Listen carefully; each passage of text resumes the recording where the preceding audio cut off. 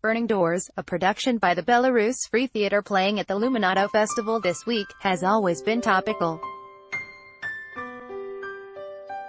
But suddenly it's taken on a new level of urgency.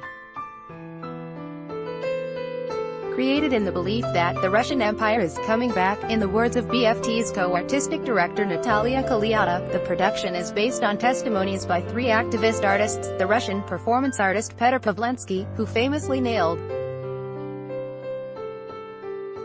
his scrotum to Red Square, Maria Alyokhina, one of the original members of the punk band Pussy Riot, who appears live in the production, and Oleg Sentsov, a Ukrainian filmmaker who has been imprisoned in Siberia since 2014.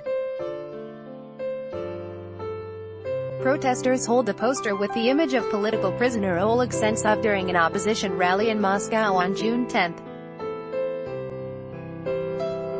Sentsov, who has been on a hunger strike for more than a month, is a filmmaker whose story is told in Burning Doors at Luminato. Yevgeny Feldman, AP, Pussy Riot's Maria Alyokhina reenacts some painful experiences from her own life in Burning Doors at Luminato. Alex Brenner, Belarus Free Theatre. In the 2 years that BFT has been touring the show, Sentsov's situation has escalated. He began a hunger strike on May 14 and, according to Kaliata, is ready to die for Putin to release 70 Ukrainian political prisoners from Russian jails. The hunger strike has drawn worldwide attention, with writer Stephen King and others tweeting the hashtag.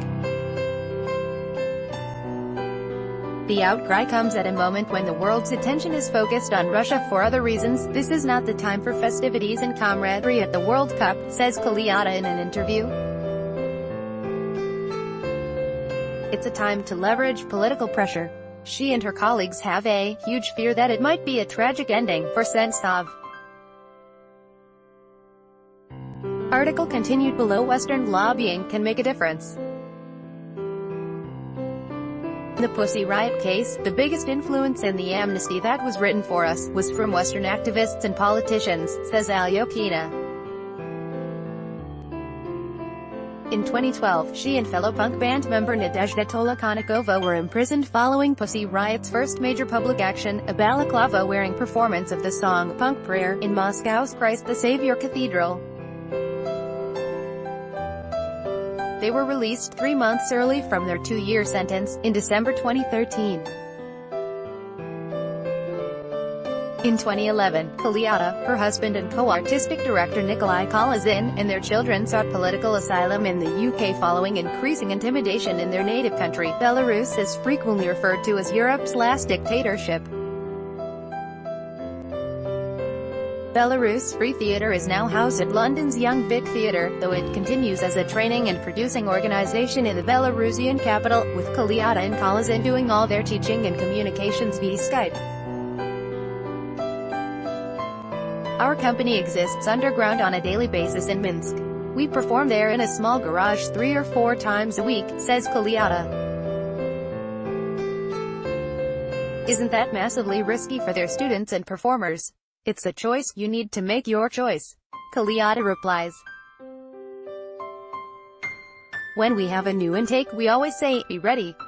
You may lose your home, your education. You could be taken to jail. Anything could happen. The other facet of the company's work is creating original shows for UK and international audiences, such as Burning Doors, the title of which refers to a 2015 protest in which Pavlensky set fire to the doors of the FSB, the headquarters of Russia's security services. At that point Kaliata and Kolazin were already concerned about Sentsov's incarceration, so they decided to make a show about contemporary Russian creative protest. Article continued below. We didn't want to talk about Putin and the Russian Empire, says Kaliata. We wanted to talk about humans who resist that system. A letter out of the blue from Alyokhina saying she wanted to work with them further cemented the concept.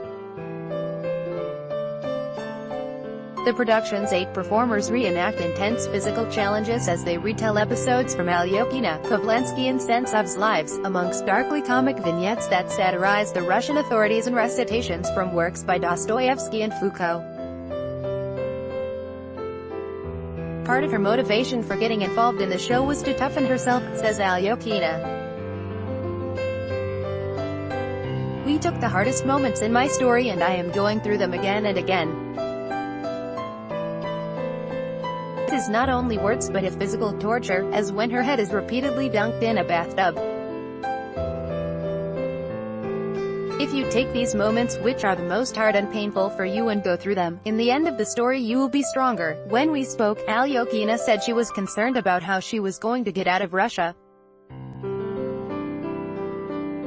She arrived in Toronto last weekend after 3 complicated and expensive days of travel, according to Illuminato representative. Alyokhina says that she and the Belarus Free Theatre want their Canadian audiences to understand that the kind of censorship that made Pussy Riot infamous 6 years ago is now almost an everyday reality. People go to prison because of Facebook posts, a single protest in a square, a message on Twitter. It's not just 1 or 2 cases, it's a system. This system doesn't give AFK for people. It exists just for stealing money and keeping power for forever. And most of all, we want to make a statement for freedom for all, as loud as possible. Burning Doors plays at the Joey and Toby Tannenbaum Opera Center, 227 Front Street. From June 20 to 24. LuminatoFestival.com and 416-368-4849.